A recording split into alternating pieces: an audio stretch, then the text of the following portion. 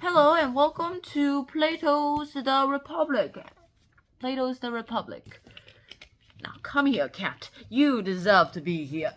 Man. Alright. Plato's The Republic is a book, technically dialogue, that talks about philosophy, and it is, for 2 millennia, one of the most influential philosophical texts on political theory for 2,000 years, 2 millennia. And since it lasted 2 millennia, that's pretty impressive too. And the only reason it's arrived was because the Arab scholars. So thank you, Arab scholars. Next thing that we actually have to talk about here is the whole summary of this entire book too. The Republic here is a book that is necessary for anyone who wants political theory for the Republic. They seem to like the Republic here too, and they want the ideal state. Now, the ideal state here is called the Callipolis, which literally means ideal city, apparently. Something on those lines. I'm not Greek. I don't speak Greek.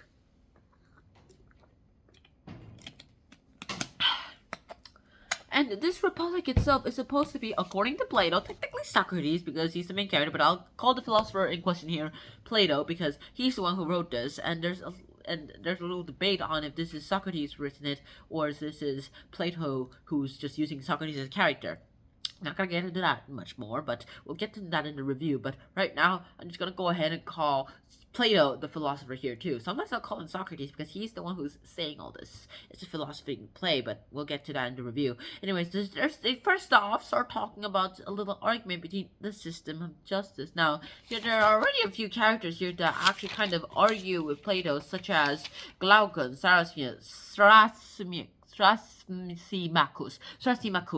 Adeimantus, strangers at this religious festival. These female strangers at religious festivals. A bunch of female strangers too, because they're asking, what about women in this society? And also Cephalus and Polemarchus.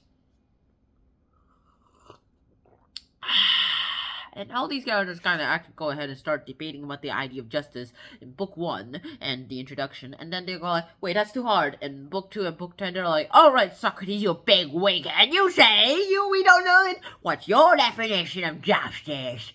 And he's all like, all right, fine. So he talks about some big fancy words that I'm having a hard time understanding. So I went to Wikipedia, literally figured out that basically means that it's a bunch of justice. He's just saying that justice is a place. He just goes ahead and makes an argument and learns what justice is by saying, well, using a doctor analogy too, and the musician analogy, and they're all mind brain, and their brains wiring are a bit mixed up by this, I guess. Mine's too. My mind's boggled right now. And then after all this, there's this class. Now, he also divides this Callipolis into 3 classes. But before that, he has to talk about the education and how these classes will be educated. Now, I'll go talking about education and the classes on the same line here too. He basically talked about this.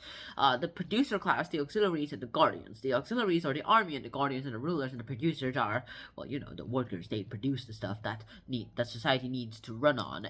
Anyways, with that in mind, their education. At a young age, the children, I'm assuming, are taken away. It just says the guardians' children are taken away from the guardians, but I think that in this society all of them are taken away. They even have this thing called the mating celebrations, where there's this girl who meets this boy. They go ahead and they raise each other up, and after raising each other up, they leave and never see each other again. Not sure what happens to the baby. So the baby's taken away from them, and well, that just makes them all. They call everyone each other brothers, sisters, mother, father. That's such a formidable society, if you ask me. Outside of that is, you'll never know what true love feels like too. Whenever you see someone that looks similar to you, and if somehow identical twins, which is not impossible, if somehow exists, well, they definitely will have loyalty towards each other. They will always. It was this society too. From a young age, they have to go ahead and learn all these good concepts. Maths and science are the requirements too. Let no one ignorant of geometry come into this. That's what Plato's Academy literally says.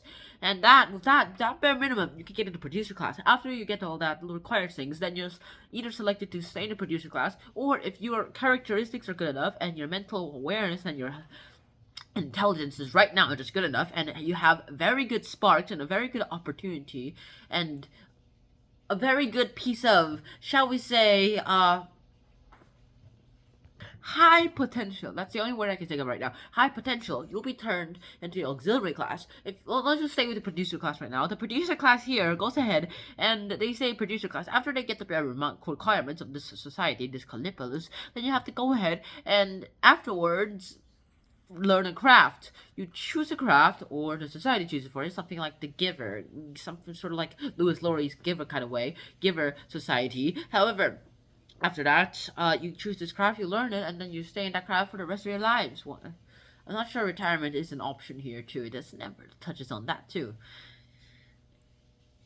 If you are somehow selected to go into the auxiliary class, then you have to go into 2 years or 2 to 3 years of required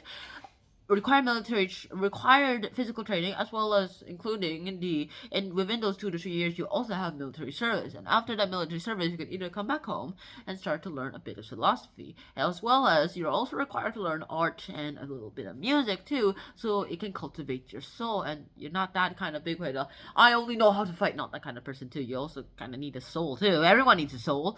With all that, after all that training, and unless you stay in the military, you will the wisest of them all, best at philosophy, and possibly also the strongest. If you have both of them, then you're the best, but mainly you only need to be the best at philosophy here. Then you could go ahead and you might be selected to become the guardian class, and once you get selected to the guardian class, you stay there for pretty much for life. You are started to learn and treated. However, don't exactly stay there for life too. You have to go ahead and pass these numerous tests, and there's no second tries, unfortunately. If you pass the test, you're lucky. At first you're lucky, and then you learn. Something like the algorithms as bots do, how they're trained nowadays too. And after that, you learn again. You learn again, you learn again, and then you pass, you pass, you pass. And finally, you go ahead and you land on the places where land on the guardian class. If you somehow pass all these exams, you finally become the strongest class too. Downside is you live in a like this house with 5 other people. That's not unsubstantial. That's unsubstantial. And with that, you basically got your Calipolus. Is this the ideal society though? We'll talk about that in the review, but just looking at it, you probably think that there are a bunch of flaws. I will address some of them here in the Republic review. And so until then, shout out, peace, bye bye. This has been Plato's The Republic summary by Sean Han. Bye bye. Hello. I really hope that there's no debate in the comments. Are you still here?